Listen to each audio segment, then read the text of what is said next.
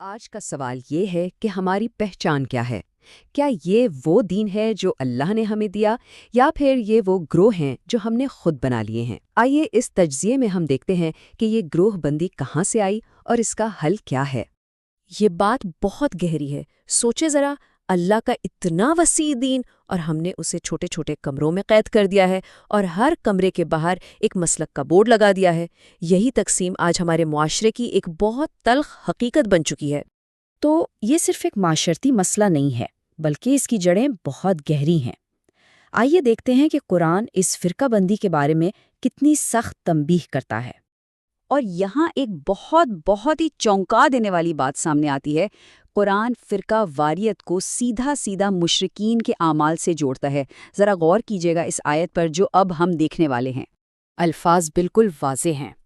دین کو ٹکڑوں میں بانٹ دینا اور پھر اپنے ہی گروہ میں خوش رہنا، یہی وہ رویہ ہے جس سے قرآن سختی سے منع کر رہا ہے۔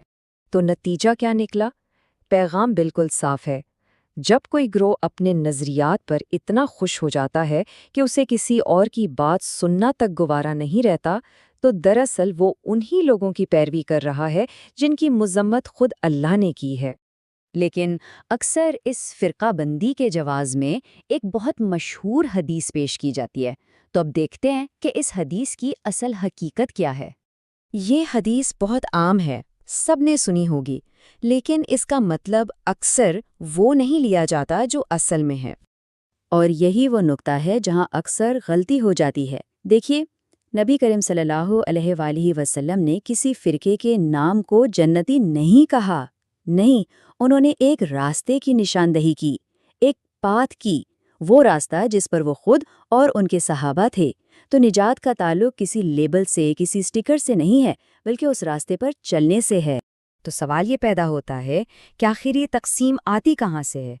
اس کی ایک بہت بڑی وجہ ہے شخصیت پرستی، یعنی اللہ کے پیغام پر انسانوں کو ترجیح دینا۔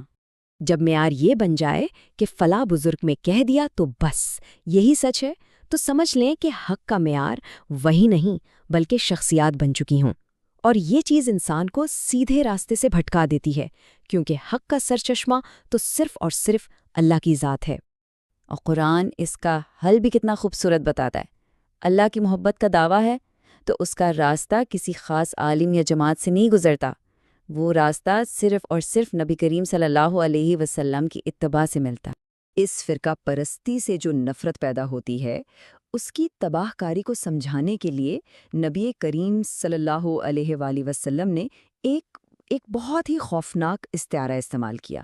جی ہاں، الحلاقہ، یعنی مونڈ دینے والی چیز، اور پھر وضاحت فرما دی کہ یہ سر کے بال نہیں مونڈتی، یہ دین کو مونڈ دیتی ہے، دین کو صاف کر دیتی ہے۔ اس سے زیادہ سنگین تنبیہ اور کیا ہو سکتی ہے؟ جب نفرتوں میں مسجدیں الگ ہو جائیں، دلوں میں دوریاں آ جائیں، تو گویا دین کی اصل روح ہی ختم ہو جاتی ہے۔ تو پھر اس پوری تقسیم کا، اس بکھراؤ کا حل کیا ہے؟ اور مزے کی بات یہ ہے کہ اس کا حل بھی ہمیں کہیں اور سے نہیں، خود اللہ تعالیٰ نے دے دیا ہے۔ ان الفاظ کی عظمت پر ذرا غور کریں۔ ہمارا نام، ہماری واحد پہچان، مسلم، یہ نام خود کائنات کے خالق نے رکھا ہے، یہ کسی انسان کی ایجاد نہیں۔ سوچئے، جب اللہ نے خود ہمیں مسلم کا اعزاز بخش دیا، تو پھر دوسرے لیبلز، دوسرے نام اپنانا، کیا یہ اس الہی اعزاز کی بے حرمتی نہیں؟ اصل کامیابی کا معیار دیوبندی، بریلوی، سنی یا شیعہ ہونا نہیں ہے، بلکہ ایک مسلم بن کر جینا ہے۔ تو اب جب یہ ساری حقیقت سامنے ہے، فیصلہ ہر ایک کو خود کرنا ہے۔ یہ ہیں وہ لیبلز، وہ دیواریں جنہوں نے ہمیں آپس میں بانٹ رکھا ہے، یہی وہ زنجیریں ہیں جو امت کو ایک ہونے سے روکتی ہیں۔ تو پیغام بالکل صاف اور واضح ہے، ان تمام زنجیروں کو توڑنا ہوگا، ان مذہبی تعصبات کی تنگ گلیوں سے نکل کر اسلام کی کھلی اور وسیع شاہراہ پر آنا ہوگا۔ اور آخر میں یہ سوال ہر شخص کو اپنے آپ سے پوچھنے کی ضرورت ہے، جب قیامت کے دن رب کے سامنے کھڑے ہوں گے تو وہاں کیا پیش کیا جائے گا؟ کیا وہاں کسی مسلک کا دفاع کیا جا سکے گا، یا وہاں صرف وہ عمل کام آئے گا جو خالصتاً قرآن اور سنت کے مطابق ہوگا؟ یاد رکھیں، شخصیات آتی جاتی رہتی ہیں، لیکن اللہ کا کلام اور رسول اللہ صلی اللہ علیہ وسلم کا اسوہ ہمیشہ باقی رہے گا۔